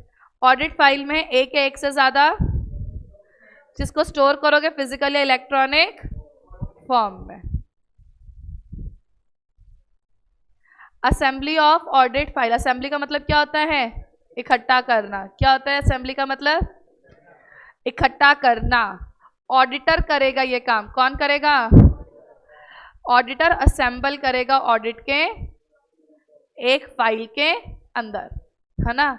सारे डॉक्यूमेंट्स किस में लगाने थे? और कंप्लीट करेगा इस एडमिनिस्ट्रेटिव प्रोसेस को ऑन द टाइमली, लेकिन from the after the date of audit. लेकिन SQC 1 को चैन नहीं मिला। इसने बोला टाइमली बेसिस का मतलब समझ लो। टाइमली बेसिस का मतलब है not more than 60 days after the date of audit report. Audit report की डेट का मतलब क्या होता है? जिस डेट पे ऑडिटर ने ऑडिट रिपोर्ट को क्या किया है? साइन किया है। ये जो आप कंप्लीशन या असेंबली कर रहे हो ऑडिट फाइल का, ये कैसा प्रोसेस है? और इसके अंदर किसी भी तरीके का नया प्रोसीजर परफॉर्म नहीं कर सकते, लेकिन कुछ चेंजेस किए जो कौन से नेचर के होंगे? कौन कौन से चेंजेस किए जा सकते हैं?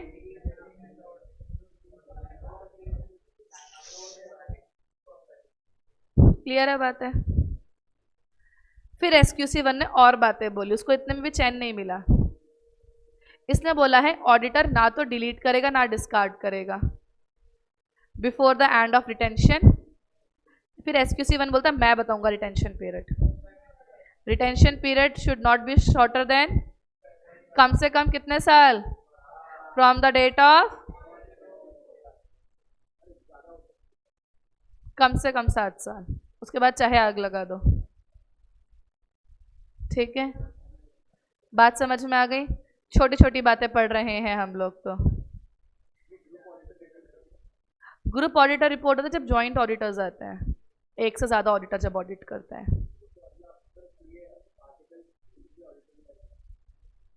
आर्टिकल्स कभी ऑडिटर नहीं होता है। इस टॉपिक को तुम लोग मुझे घर से पढ़कर आकर समझाओगे।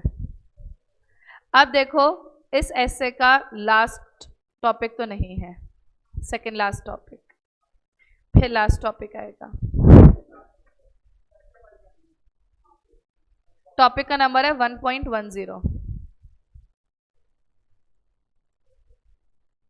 चैप्टर नहीं भाई, चैप्टर का पहला टॉपिक खत्म होगा 15 मिनट बाद। तो चैप्टर 3 चल रहा है। ऐसे 200 नाम क्या है? और डॉक्यूमेंटेशन ही है ऐसे का नाम। ये तो तुमने चैप्टर का नाम बता दिया। अब सुन लो अगली बात, तो बहुत ना माथापच्ची वाली बात है। पहले बोला डॉक्यूमेंट से फाइल बनाओ, सारी बातें एक जगह लिखो। अब बोला उस फाइल की समरी बनाओ। ये समरी क्यों बनानी है? क्योंकि तुमने इतना सारा लिखा है, कौन पढ़ेगा?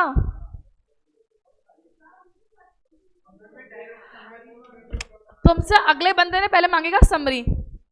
समरी में कोई घपला नहीं दिखा तो ठीक है, समरी में कुछ गड़बड़ दिखी तुमसे क्या मांगेगा?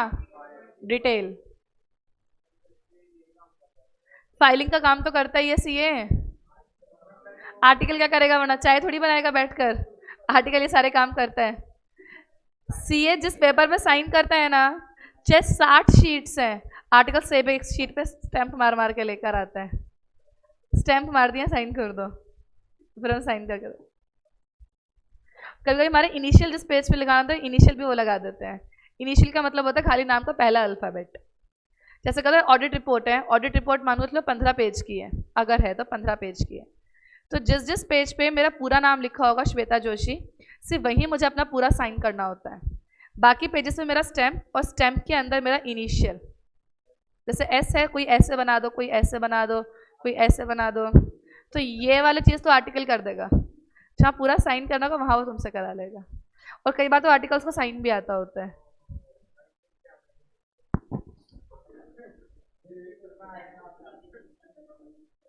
कैसे कर सकता है? तुम्हारी स्टैम्प तुम्हारे पास है, और स्टैम्प बनाने के लिए आजकल सर्टिफिकेट देना पड़ता है, वरना बिना सर्टिफिकेट के स्टैम्प नहीं बनाते हैं।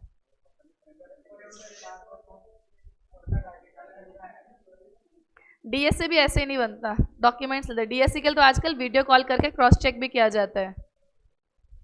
कि ये डीएससी तुम्हारा ही है। चलो, digital signature certificate, pen drive में साइन होता है। पहले क्या होता था, हम फॉर्म भरते थे ऑनलाइन, प्रिंट आउट निकालते थे, फिर साइन करते थे, स्कैन करते थे, अपलोड करते थे, बहुत लंबा प्रोसेस था। अब तुमने ऑनलाइन फॉर्म भरा, डीएससी में तुम्हारा साइन है, लैपटॉप के साथ डीएससी अटैच किया, ये आपका पेन ड्राइव की तरह होता है, यूएसबी की तरह अटैच किया, पासवर्ड डाला, तुम्हारा साइन ऑटोमेटिकली शीट के साथ अटैच हो जाता है। उसका एक प्रोसीजर होता है, एक यूटिलिटी ओपन करनी पड़ती है और वो हो जाता है।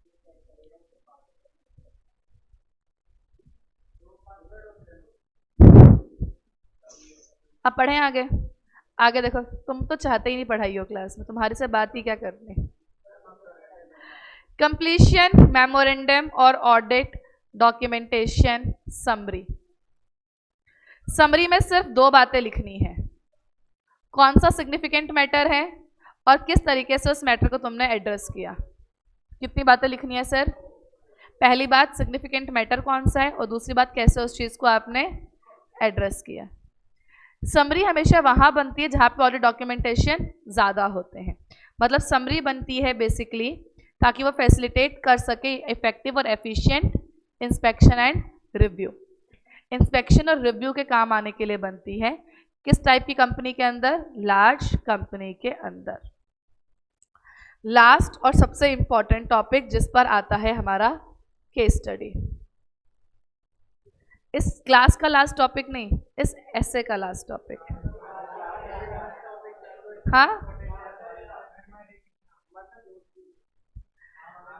अब सुनो बात क्या है। Ownership of audit documentation. Ownership मतलब मालिक कौन है ऑडिट डॉक्यूमेंटेशन का? मालिकाना हक। ऑडिटर कौन है? जिस बंदे ने ऑडिट डॉक्यूमेंटेशन बनाए हैं, ऑडिट डॉक्यूमेंटेशन उसकी प्रॉपर्टी है। क्या है? प्रॉपर्टी है। बताने की चीज़ें सुनो। अगर तुमसे कोई तुम्हारा ऑडिट डॉक्यूमेंटेशन मांग रहा है, तुम्हारी मर्जी है, तुम मना भी कर सकते हो कि मैं तो नहीं दे रहा। ऐसा क्यों? क्योंकि फ्यूचर में तुम्हारा एविडेंस है वो। अगर अगले इंसान ने उसके साथ टेम्परिंग कर दी, किसी भी प्रकार की चेंजेस कर दिए, किसी भी प्रकार की छेड़खानी कर दी, तो तुम्हें दिक्कत हो जाएगी, हाँ या ना? इस वजह से ऑडिट डॉक्यूमेंटेशन सिर्फ किसकी प्रॉपर्टी है? ऑडिटर की। ऑडिटर अपनी मर्जी से चाहे तो सिर्फ क्लाइंट को दे सकता है, उसके अलावा उसके ऊपर कोई ऑब्लिगेशन किसी और को देने की। सिर्फ क्लाइंट क्यों बोला? क्योंकि रूल ऑफ कॉन्फिडेंशियलिटी आता है। वो बोलते हैं हम अपने क्लाइंट की इंफॉर्मेशन क्लाइंट के अलावा किसी और को नहीं देंगे, लेकिन क्लाइंट को भी वो अपनी इच्छा से देगा। इच्छा होगी तो, उसे प्रेशराइज नहीं किया जा सकता। अब देखो क्या लिखा हुआ है। SQC 1 कहता है अनलेस अदरवाइज स्पेसिफाइड, जब तक लिखा ना जाए, audit documentation is property of auditor.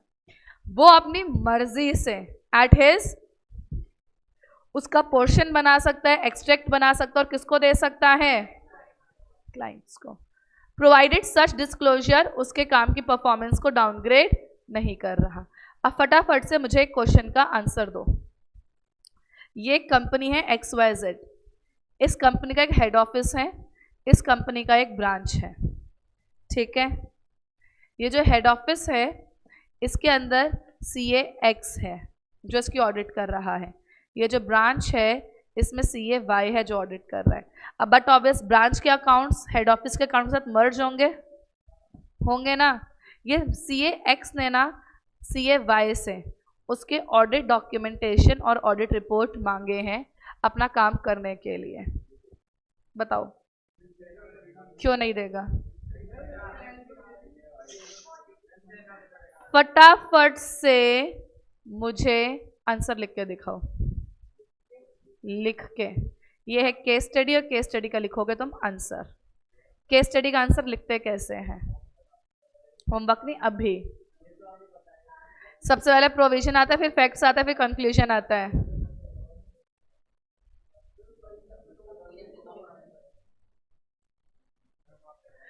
Question लिखा हुआ, फटाफट से क्वेश्चन लिखो तुम्हारी केस स्टडी का, लिखो। फिर तुम्हें बुक दिखाऊंगी, बुक की लैंग्वेज यूज कर सकते हो, पर मुझे ये दिखाओ तुम्हें आंसर लिखने आते हैं या नहीं आते।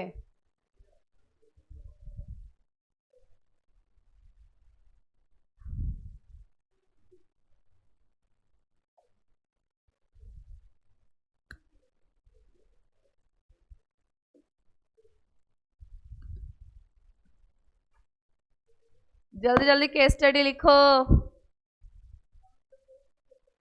तो इसे केस स्टडी बोलते हैं।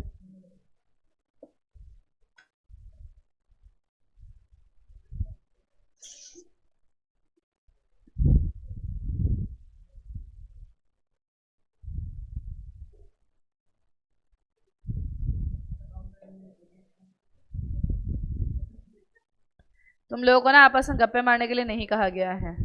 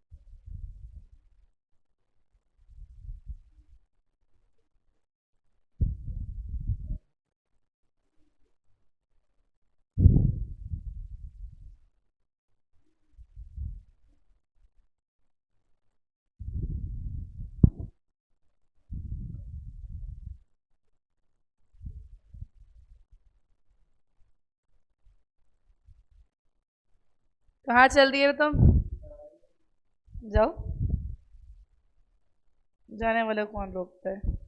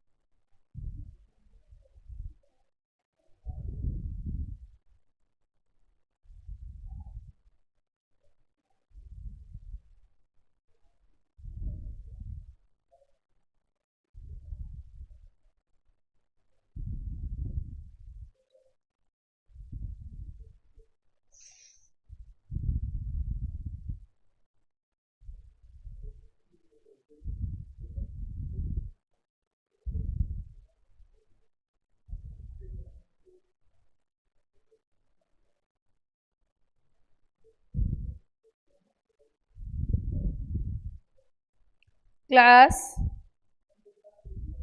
आजा, लेके आ तेरी कॉपी।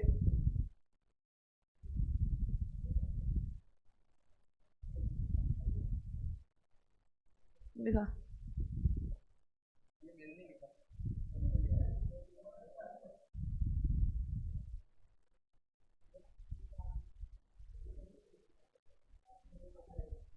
मैंने कहा था तुम लोग लैंग्वेज बुक की यूज करो, और नहीं तो क्या। बुक की लैंग्वेज यूज करने के लिए गुप्ता जी को देखो कितना सीरियसली देख के लिख रहे हैं। आंसर कैसे लिखोगे? अब देखो क्या लिखोगे, ऐसे लिखोगे। देखो तुम लोग लैंग्वेज यूज क्या कर सकते हो, ये लिख सकते हो, इन दी लाइट ऑफ ऐसे 230, रुक जा, या फिर इन अकॉर्डेंस विद ऐसे 230 एज पर प्रोविजंस ऑफ ऐसे 230। इसमें से कोई भी तरीका यूज किया जा सकता है आंसर को शुरू करने के लिए, ठीक है। फिर लिखोगे इसके अंदर ऐसे 230 का नाम क्या है, फिर लिखोगे working paper is property of auditor, full stop. He may at his discretion.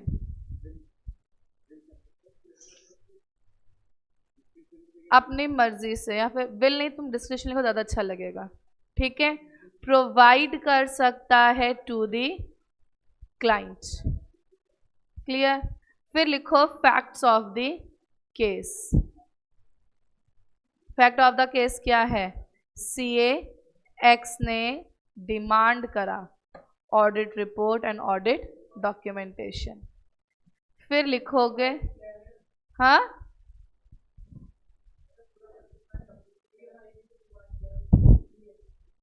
CA Y ने मांगा या एक्स ने मांगा, एक्स ने मांगा है।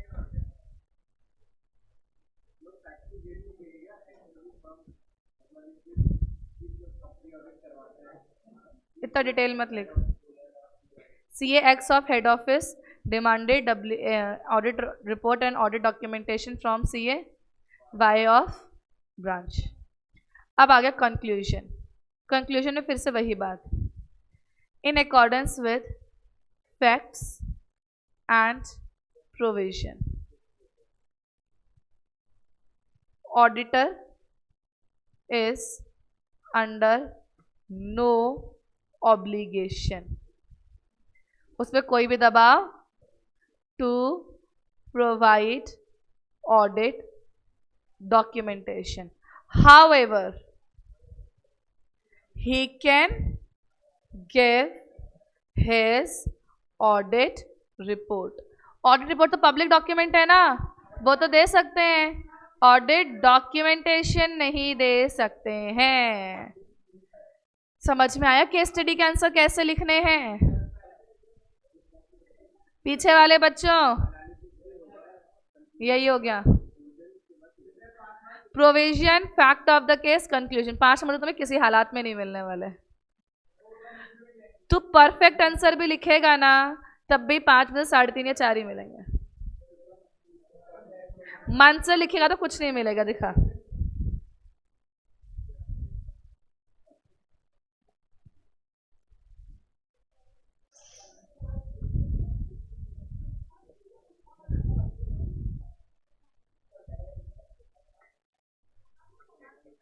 ऑडिटर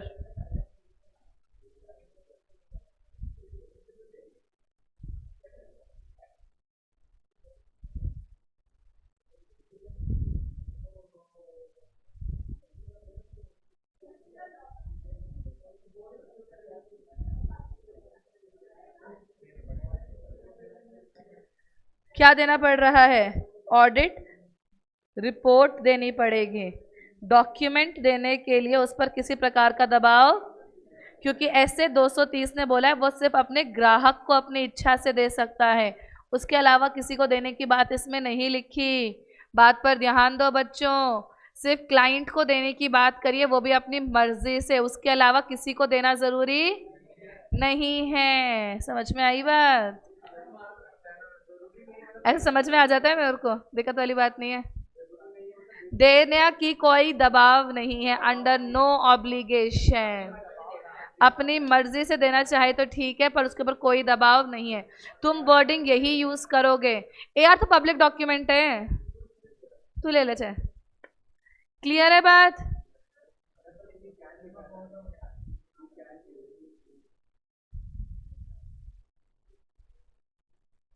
ये 3 तो मैंने आंसर स्टार्ट करने के तरीके बताए हैं।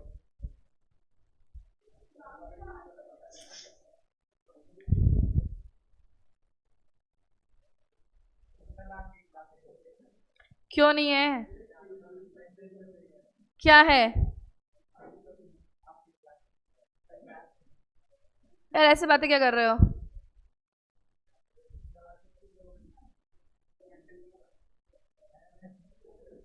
मैंने तो मांगी ही नहीं अभी तक छुट्टी, ऐसे सामने से दे रहे हो।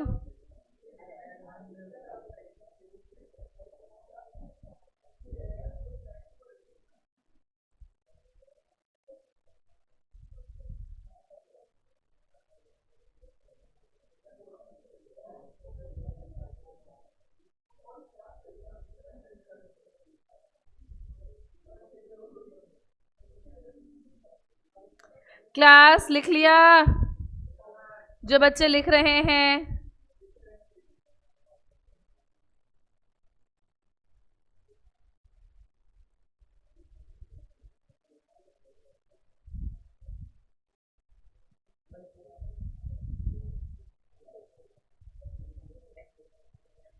नीचे की तरफ करो शीट।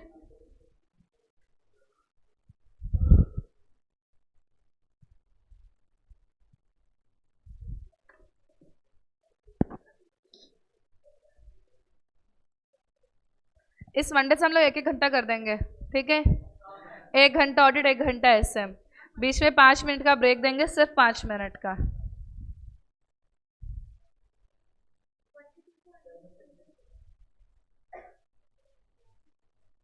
जब टाइम टेबल चेंज होगा वो होता रहेगा बाद में।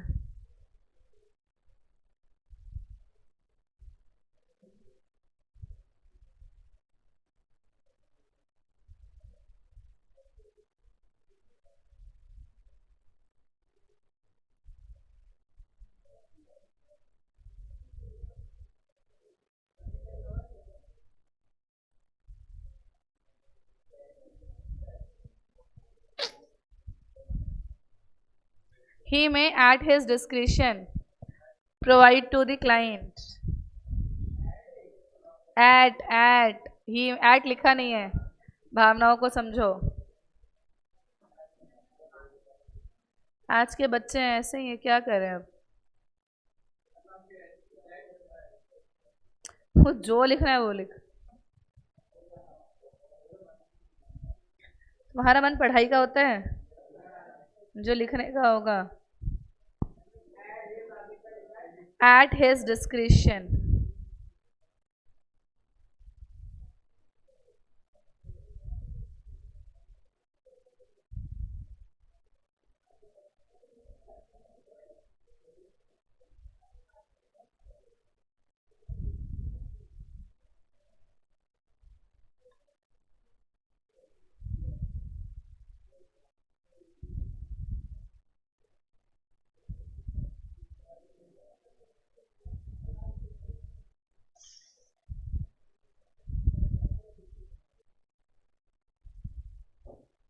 हो गया? तो कल की क्लास में नया स्टैंडर्ड शुरू करेंगे, मतलब मंडे को। मंडे से अपना 1-1 घंटा रख लेंगे। कल एसएम की क्लास नॉर्मल चलाते हैं, चैप्टर खत्म करते हैं, फिर मंडे से 1-1 घंटा दोनों सब्जेक्ट पढ़ लिया करेंगे। कल खत्म हो जाएगा सेकंड चैप्टर एसएम का। ओके गाइस, आज ही भेज दूंगे ऑनलाइन क्लास। Any doubt?